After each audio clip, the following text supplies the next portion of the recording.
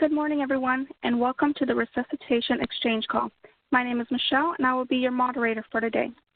Feel free to ask questions throughout the presentation by typing them into the Q&A box on the right-hand side of your screen, or dialing *6 to unmute your line. If you would like to zoom into any part of the slides, there are icons that pop up on the left-hand side with the magnifying glasses. I will now turn the presentation over to Cherie Boxberger. Cherie, the floor is yours.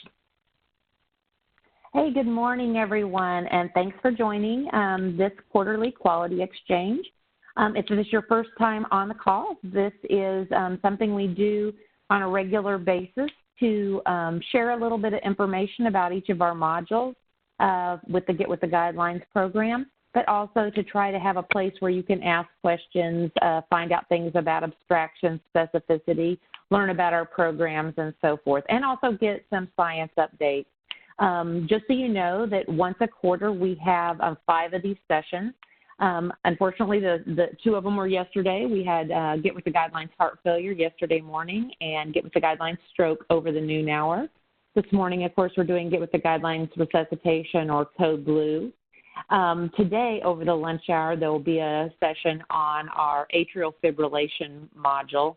And then tomorrow morning, our newly reintroduced Get With the Guidelines Coronary Artery Disease program. So if you have an interest in any of those, throughout today, I'll be talking about our email, our general email, and that is swaquality@heart.org. And that's SWA, just like Southwest Airlines, except it does stand for the Southwest affiliate. So anytime you have questions during this, and feel free to just pop an email and say, I need more information on that, swaquality@heart.org, and just be specific when you send the email, and we'll get that sent out today. So glad to have you on board. This is what happened yesterday, right when we're all ready to go. It doesn't want me to move the screen. Just a second. Let's try.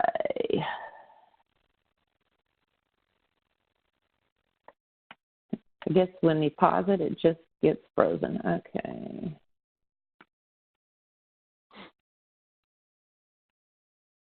Well, okay, yay, here we go. All right, so here's what we're going to be covering today. A little reminder of why we really are working on this as it relates to cardiac arrest survival. I want to go over performance, just very high level, and then we're going to focus again this month on airway confirmation with a reminder of how that changed in 2018 compared to 2017 with the guidelines and recognition. We're also going to be looking at therapeutic temperature management, as well as talking a little bit, I'm sorry, I skipped over there, I'd like to get some feedback as it relates to some of the strategies that you have in reducing the chaos while you're in the actual Code Blue setting. We are so happy to have a guest with us to give us a science update on therapeutic temperature management, as well as we'll go over some times, and then, of course, Q&A, which I'm calling Stump Your Director of Quality. So be thinking of those questions, and we will get them answered.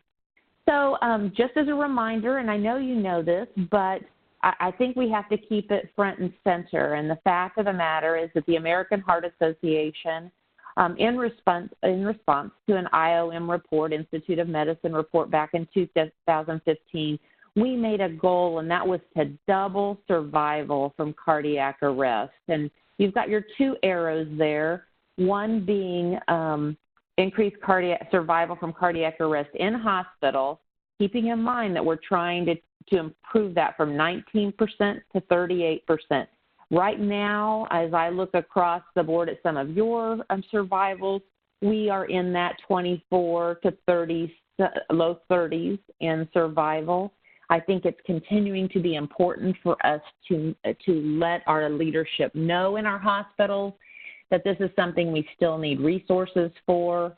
I believe the general public still believes, because of what they see on television and elsewhere, that 95% of people survive in hospital cardiac arrest. So this needs to be an area of emphasis. And, of course, we're wanting to double survival in our children as well.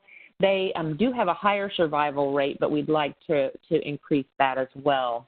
I'm sure you're also aware of out-of-hospital cardiac arrest, and I'm sorry that slide has gone off there, but we want to improve that what is currently, and it's in the upper single digits, 7% or so, and try to get that up to near 16.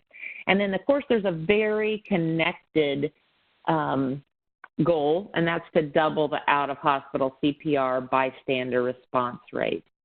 So, as we look at those things, what can we do on the left side of this diagram? Certainly what I communicated, which we need to determine and communicate the current cardiac survival rate and establish a goal for improvement. For those of you who are Get With the Guidelines resuscitation, one of the greatest benefits of participating in the program is that annually you receive a risk-adjusted survival report. And this is something you really can't get anywhere else. It's built on Dr. Paul Chan's work, where he takes a wide variety of elements and then really evens the playing field. So we're comparing like patients. So risk-adjusted survival. It's on your front page of your PMT. To the right side, there are resources, and it says risk standardized report. And that is there probably in March or April of every year. So if you haven't looked at that or you can't find that, let us know, swaquality@heart.org, or contact your director of quality. You can run survival, by the way, by presenting rhythm within your PMT, and that's an excellent way to look at it, but of course that's not going to be risk adjusted. You can look at it by initial rhythm, so that gives you a little more even playing field. Again, if you don't know how to do that, please reach out to us, and we'll be glad to demonstrate that. Also on the left side, we need to establish data collection, reporting, and benchmarks to improve outcomes and evaluate guideline compliance. And that is where those of you who are on this call who are using Get With the Guidelines resuscitation are really ahead of the game. All hospitals are required to keep their code data by their accrediting organization. It's just unfortunate that in a lot of hospitals that data is kept in just a miscellaneous Excel spreadsheet database where it cannot be used for furthering research. So I give you a big thank you for participating in Get With the Guidelines resuscitation. And certainly on that left side, improving the quality of CPR is also something that would help there. On the right side, something that we can do as hospital providers is prepare our high-risk families to provide training, to provide CPR once they're discharged. We do this with our little babies usually. We're going to train those families when the babies are going home, but we probably should be doing this with all of our cardiac patients. We want to collaborate in community CPR training, and then certainly provide the highest quality CPR we can inside the hospital. So I'm proud that through American Heart Association, we have some resources for this. As I mentioned, Get With the Guidelines resuscitation, a program that we have called RQI that actually is a collaborative with Laerdal, where it's called Resuscitation Quality Improvement, and I'll talk a little bit about that on the next screen. I don't want you to forget about the CPR Anytime program. This is our KIT method of sending those patients home and their families home with not only training you gave them, but with the ability to train and practice at home. The CPR Anytime kits are a vital element of sending patients home with the right tools. We, of course, work in all of our programs. We call them Mission Lifeline, where we're working on collaboration.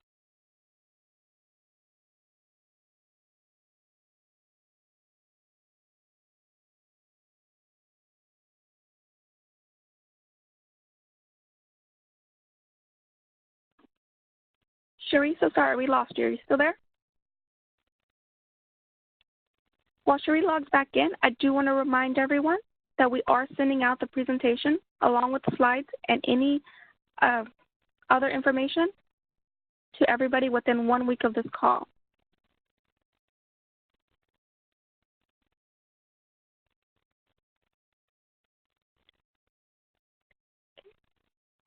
Cherie should be hopping back on in a few seconds.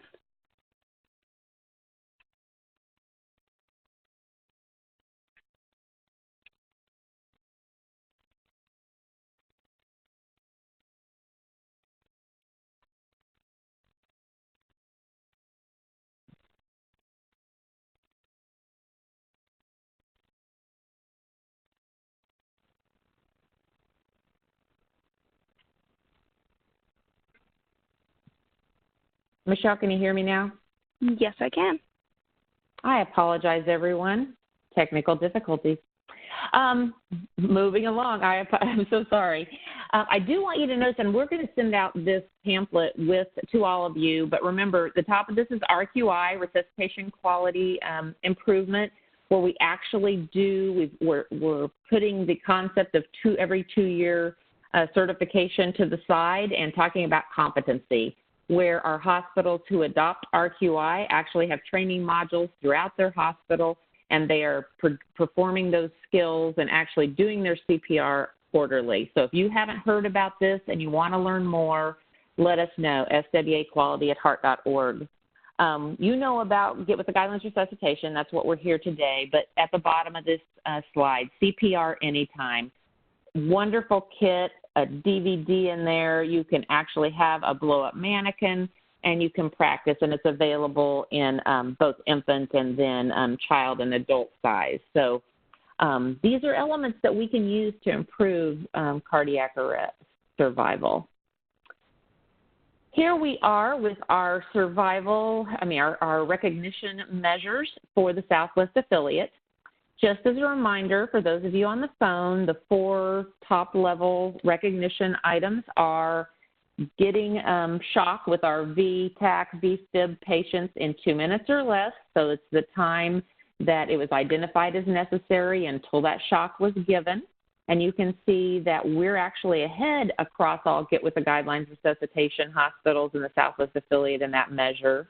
We need to have, for non-shockable rhythms, we need to have the epinephrine on board in 5 minutes. We want to have a high percentage of our patients in a setting where they are witnessed or monitored, meaning we don't want to take them to a step-down unit too early. We don't want to put them on the general inpatient floor too early.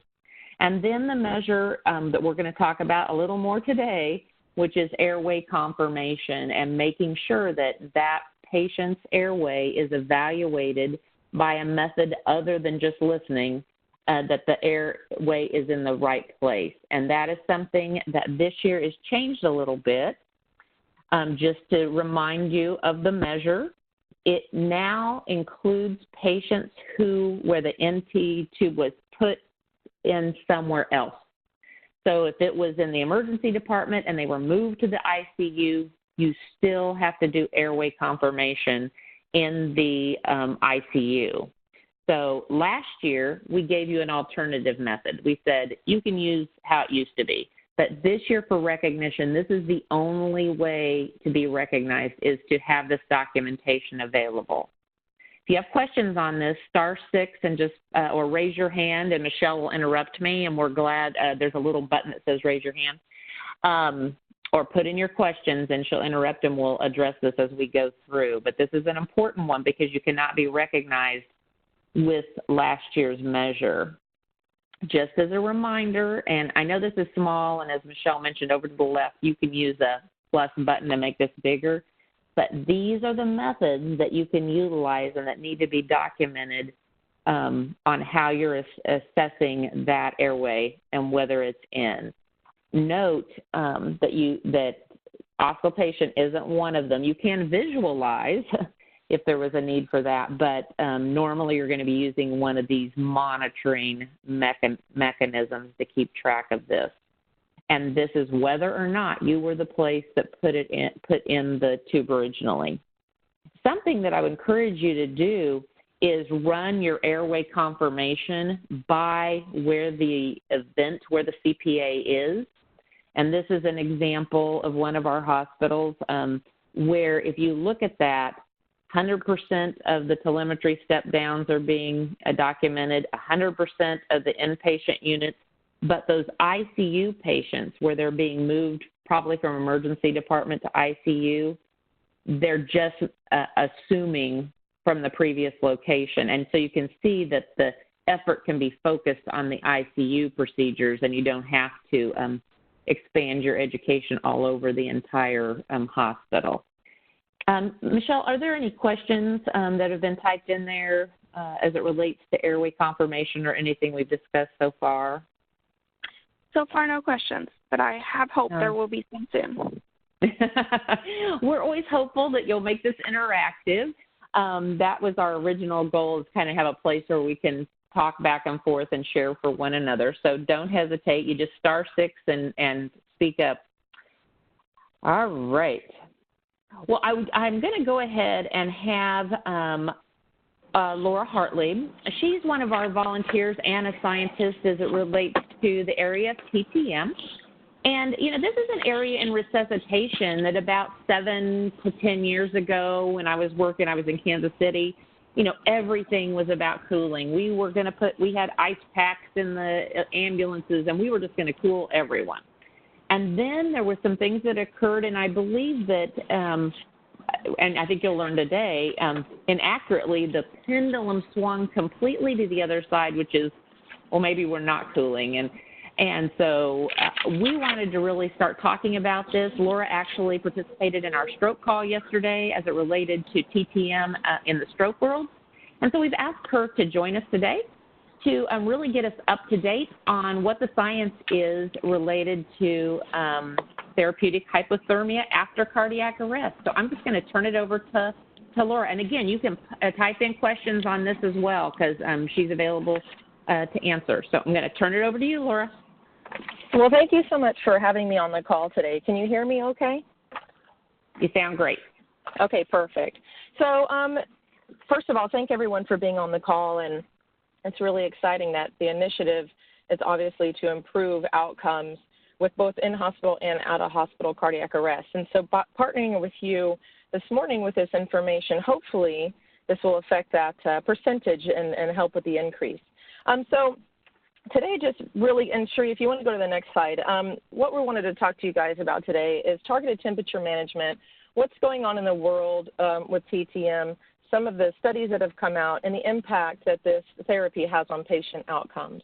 So this first slide is actually put together by Dr. Perman, and all this illustrates is obviously we can't do anything about the cardiac arrest. It's a primary injury. It happened, but what we're really trying to do with temperature management is prevent the delayed secondary injury, and you can see that that occurs 4 hours after ROSC. And so that's why when you look at most hospitals' protocols, they'll say to initiate TTM within the first 4 to 6 hours after ROSC. If you want to go to the next slide, please, that'd be great. So one of the things that really caused a lot of controversy in the world of targeted temperature management was a study that was published by Dr. Nielsen back in 2013. And I know a lot of people have heard about the study. It really has changed in some hospitals how this therapy is administered. So it was a really large study. It was 944 patients. And what Dr. Nielsen did is he took half of them to 33 degrees as the target temperature and half to 36. And what he found was the same outcomes. So most people that read the study, you guys have time to read abstract, but a lot of people don't have time to really go deep into the study. So I wanted to point out a couple of things. Number one, 73% of those patients in his study received bystander CPR within 1 minute. And I know that that's not how it is here in the United States. It would be great if we had 73% receive CPR within 1 minute. However, injury to the brain doesn't occur until 4 to 6 minutes without oxygen. So by having that reperfusion so quickly, it does skew the data some. Secondly, 80% of those patients were VTAC, VSIB patients, and they tend to do better anyway compared to asystole and PEA. And then one of the biggest things that we've noticed with this study that's changed here is that Dr. Nielsen fully sedated and paralyzed both subsets of patients. And the hospitals that my colleague Delia Russell and I have interacted with, at least here in Texas, those that have tried to go to 36, most of them have gone back to 33. And when we asked those physicians why they went to 36, their first thought was, oh, they're actually easier to maintain at this 36 temperature. It's a lot easier to get to than 33. And what they found retrospectively was that wasn't the case. They actually were having to sedate and paralyze more at 36 because the patient sits right on the shivering threshold. But the biggest thing to take away, whether your physicians choose 36 or 33, the biggest thing to take away from Dr. Nielsen's study is to prevent fever for 72 hours after ROSC. There's a paper that I'm happy to send Sheree that she can send to the group. It was a study done by Dr. Bray in the Resuscitation Journal. And what was very interesting is, unfortunately, after the release of this study, active cooling in emergency departments in the United States went from 65% down to 2% of initiating early. And the further away that these patients get from the emergency department, the less likely they are to cool. And if you can go to the next slide really fast, please, Sheree. This next one, this was a study that was done by Dr. Mooney that was actually published in the American, through AHA. And you can see here, you have ROSC. If targeted temperature management is initiated within the first hour and a half after ROSC, or if it's not initiated until 2.5 hours later, just that 1 hour difference is a 63% less chance of survival to discharge. So the faster that this therapy is initiated, the better. Another point of Dr. Mooney's study was that every hour of delay is a 20% increase in mortality. And when my colleague Delia and I go and speak to hospitals and we talk to them about the importance of initiating early, everybody thinks they're doing a really good job, which is great. And what we find, though, is when we collect the actual data from these patients is that there is a huge delay in initiation. If you can go to the next one for us, please, too. So this one, and you might have to click a couple times, Sheree. So the reason that we put this slide up, too, is if you look at the bottom, and I know that everyone on the call are clinicians. However, when you're speaking to hospital administration as well, there is a very positive impact to both revenue and profit of these patients surviving. Obviously, our number one goal is survival with intact neurological outcome of a CPC level 1 or 2. However, for the hospital, it is also very profitable to have, obviously, these patients survive. If you can go to the next one, please.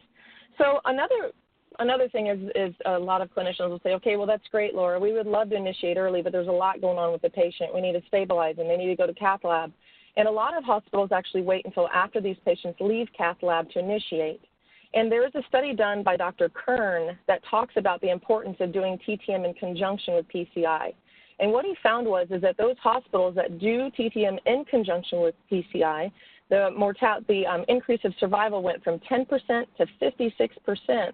But what's important is of those 56%, 90% of those patients survived with a CPC level 1 or 2, neurologically intact, functioning in society. So it's really important the earlier the better. Now, the reason we have this, the door to initiation, so when we talk to hospitals, a lot of people say, well, we're doing a really good job. And they really, truly in their heart feel that they are doing a good job. And then when we actually extract the data from the device, what we can find is, and have found, is that they're alarmed. Hospitals are really alarmed at how long it's taking just to initiate. Now, this isn't even time to target. This is from the time the patient hits the door to the time they're actually initiating therapeutic hypothermia. And these numbers were so alarming that at the Southeast Texas Regional Advisory Council, SETRAC, they're going to start looking at the hospitals all in Southeast Texas for their door to initiation times as well.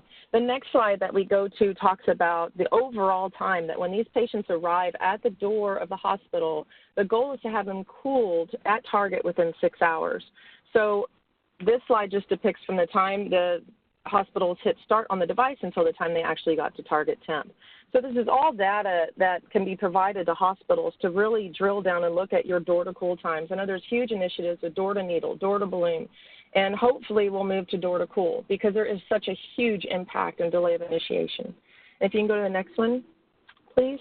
One of the other things that you can depict from these graphs is this page basically shows you the therapy broken down into the 4 phases. The induction phase, how long is it taking you to get to target? Are you truly maintaining the 24 hours per AHA guidelines? The rewarming, are you rewarming as slow as 0.25 degrees Celsius per hour, or are you rewarming faster?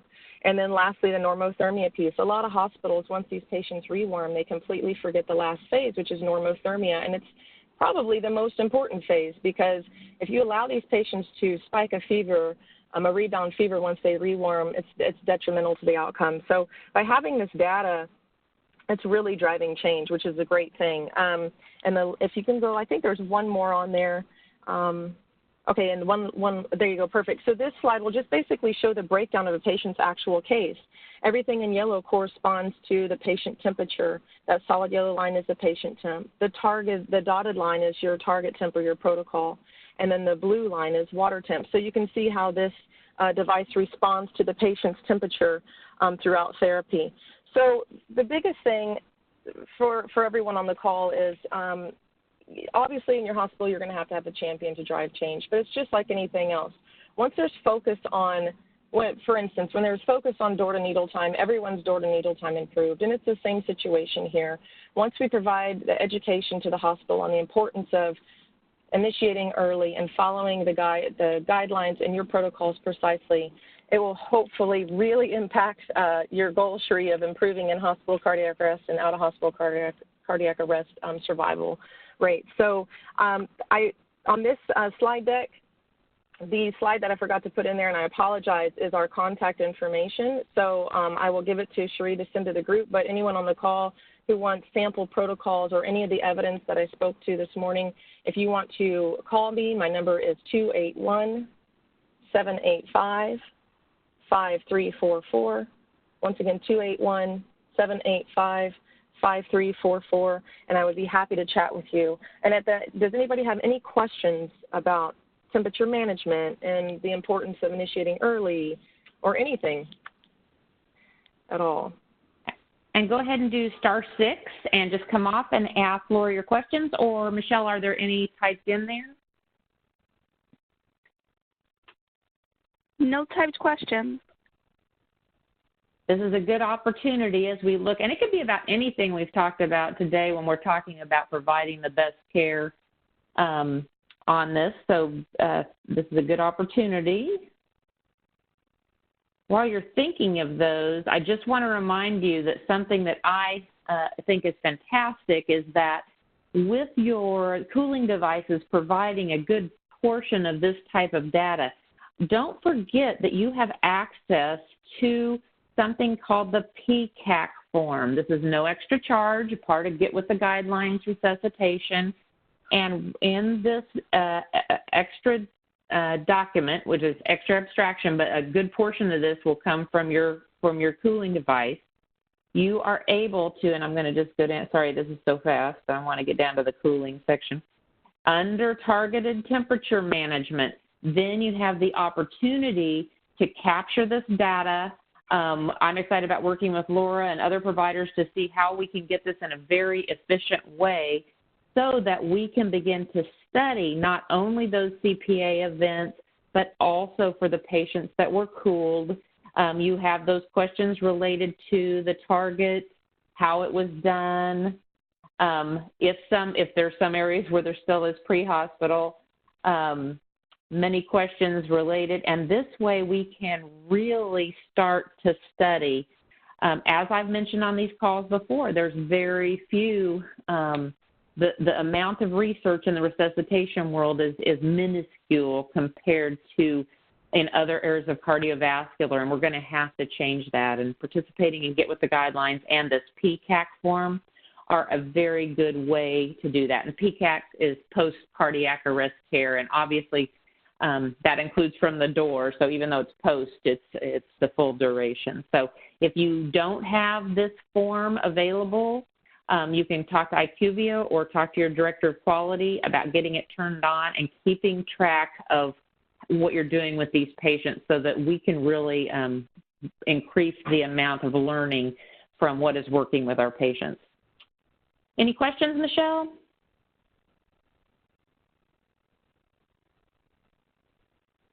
None so far, I'm going to push you guys a little bit.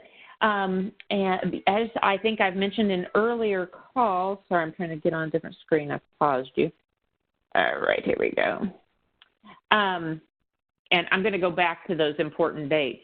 But as I've offered, we are offering consulting for your Code Blue groups, where I actually have a virtual meeting with your team, and we talk through your Code Blue procedures, your rapid response teams. And the purpose of this is for me to be able to go back, look at peer institutions, look at how other institutions across the country are doing this, take what we learned from the HEROIC study, which recently came out this summer, and seeing what the highest survival hospitals do and being able to give you some feedback on that. So in doing that, what we're hearing a lot about is chaos during the Code Blue, so too many people in the room. And I'd be interested, for those of you on the phone, if anyone has an answer to that or the things that you've been working on. I know that I've been working with some hospitals that actually have certain place. I know they do this in the emergency departments, but not people are doing it in the units, where you actually have a certain place you stand in the room. There's a diagram. So the individuals that are in those predetermined spots in the room are doing the various activities that are a part of the code. I know that in some cases where there's a lot of chiefs and not as many Indians, they are putting on they're putting on a colored vest to indicate which physician is leading or which provider is leading the code. I know a lot of places are trying to limit the access, but many of you have teaching facilities, and that's difficult. So is anyone on the call willing to share how you're addressing this issue of too many people in your actual codes, how you're organizing, that kind of thing? Anyone on the call? *6, or you can type it in and I'll call you out, although this would be hard to type probably.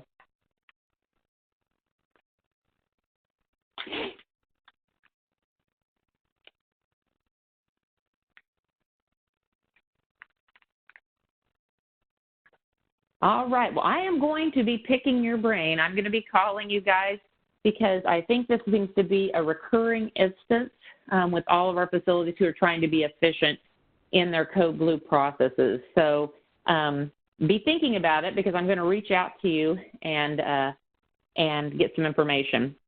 Let's talk about important dates for Get With the Guidelines. End of November, you should have that Q3 data. Now, we just recently did some. Yes. We're still stuck on the form. We can't see your screen, your slide. Oh, I'm paused again. Sorry, guys. That's the important date. All right. Important dates.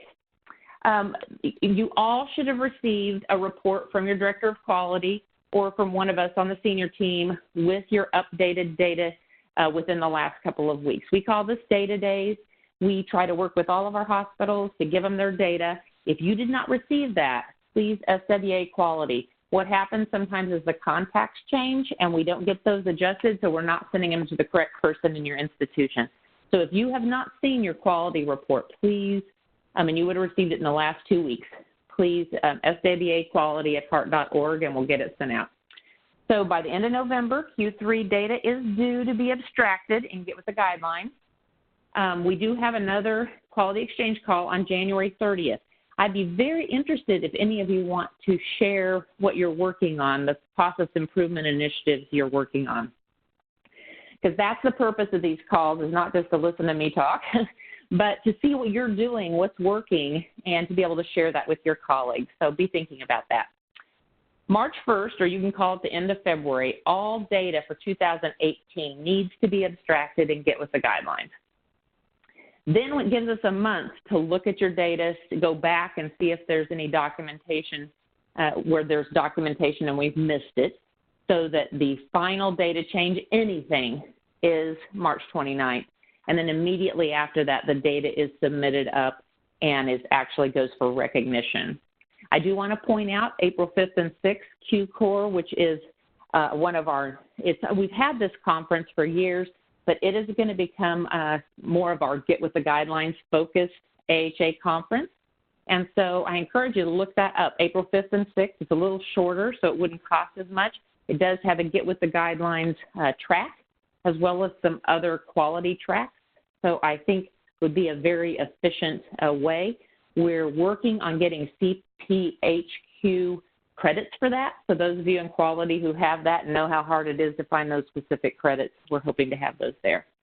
In May, the recognition awards will be approved and distributed. And then, of course, those of you who are recognized at the highest levels will be included in U.S. News and World Report, which we do every year. Speaking of which, we do have reprints of U.S. News and World Report that are available. So if you were in the 2018 version and would like a reprint, that's something we can provide to you. Just let us know. And while I talked about it, I'm stuck again. So weird. Yeah. Hang on a second. I'm going to pause and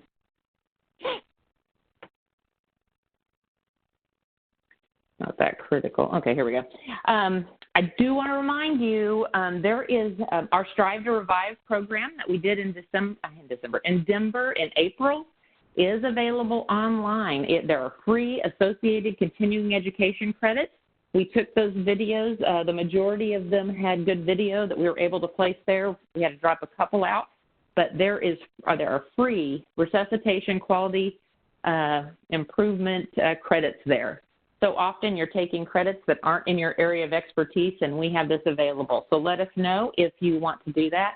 And as I mentioned, we are offering this free consulting to your Code Blue group to talk to you, to get on the phone, walk through your processes, and then make some recommendations back to your teams.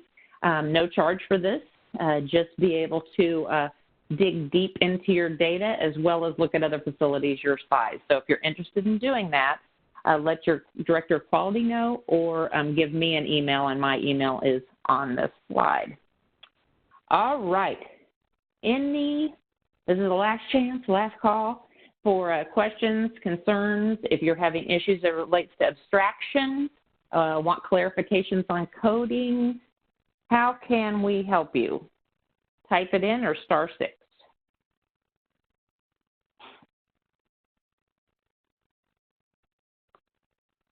Well, I just want to let you know how much I appreciate all of you and your focus on cardiac arrest survival. This is something that we have to, as a country, continue to work on. I know that we can save those 50,000 lives by doubling out of hospital and in-hospital cardiac arrest, and figuring out how to improve that bystander number. Gosh, looking at Laura's numbers and seeing 73% with bystander, that would be fantastic. That is not our current situation across our country. But I want to thank you for the work that you do. And again, here's our email addresses. So anything outstanding that you would like us to address for you, just let us know. And I'm going to give you 20 minutes back today, and I really appreciate it. Any closing comments, Michelle? Yes, just as a reminder, the slides and all the information will be sent to you within 1 week of this presentation, along with the recording. Thank you so much for joining. Have a good day, everyone.